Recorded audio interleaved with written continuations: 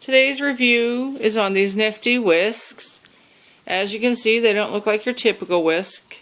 Well, in many ways they do, except for here. They have individual prongs with rounded tips. They do have a hanger, which is really nice. And then here's the bigger one.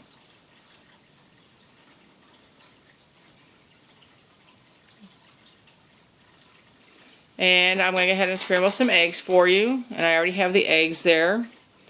And this is it. You just look how well I broke up those eggs and how quick.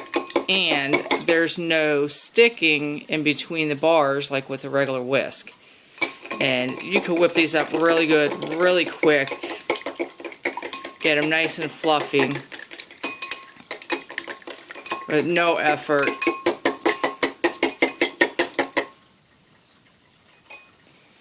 And there you have it. Nifty whisks.